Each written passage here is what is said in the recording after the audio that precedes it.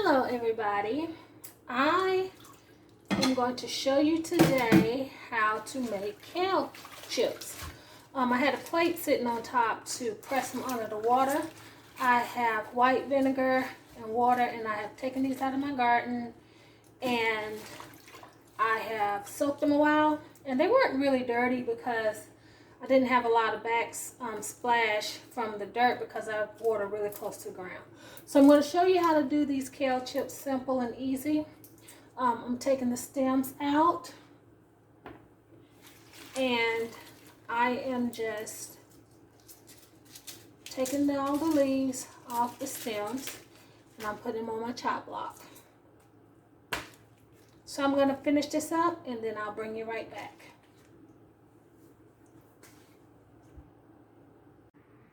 Okay, so I've started laying out the kale onto my table. I just have paper towels down on my table, and I'm just going to spread this out and let it air dry. Okay, so now I'm back, and all of my kale is pretty much dry. It's not perfectly dry, but I'm putting it in the dehydrator, so I'm not going to worry about it too much. So I'm going to drizzle it with some olive oil.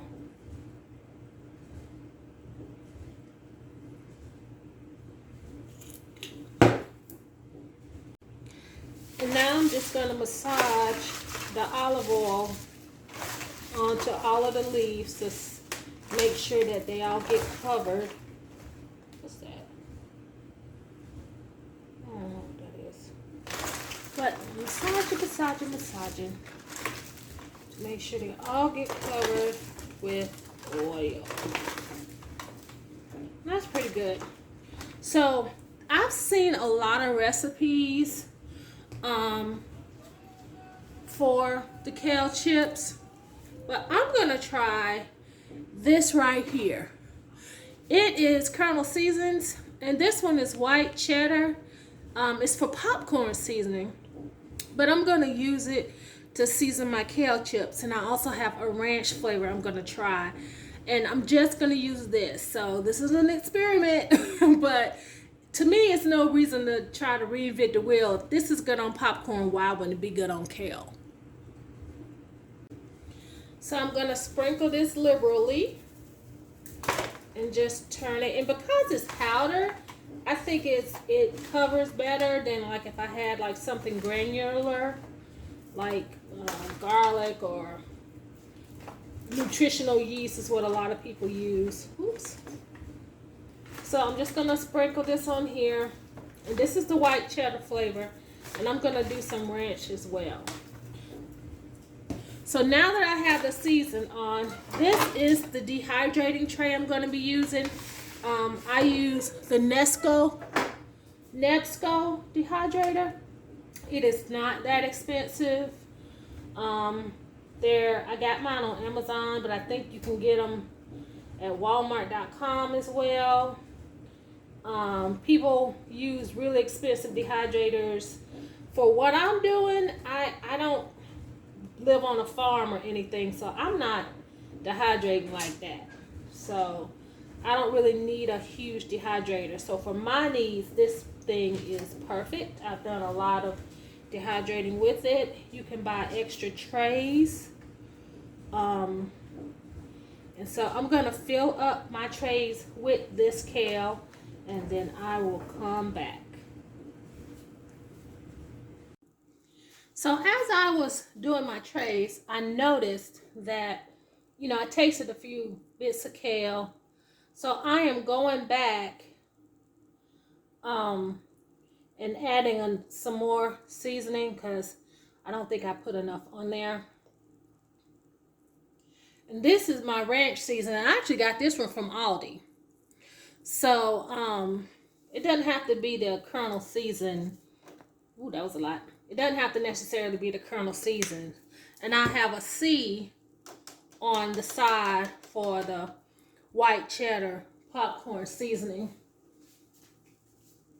That way, when I take them out, the dehydrator, of course I could just taste it, but I can know which is which, especially if it doesn't taste that different, which would be really a trip. So I'm going to go ahead and finish doing this, and I'm going to come back and I'm going to start what's going to be in the oven. Okay, the lid is on the dehydrator, and I'm going to, let me spin it around for you to see. They have the fruits and vegetables for 135, and that is the temperature I'm going to use.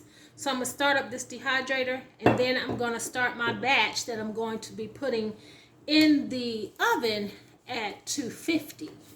Be right back.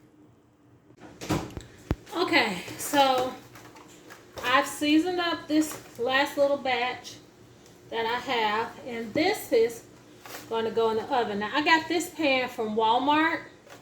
It's a bacon cooking sheet, and I'm going to use it because it's lifted up off the pan so that there can be air circulation so they can get crispy. So I'm going to do these on this kind of pan, and I have 2 pans.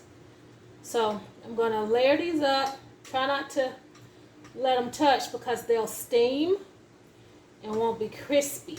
So I'm going to use 2 pans so that I make sure that none of them are laying on top of each other. And then I'm going to put this in the oven and for 250 at 250 for an hour, and just keep checking, and you have to have the door of the oven cracked.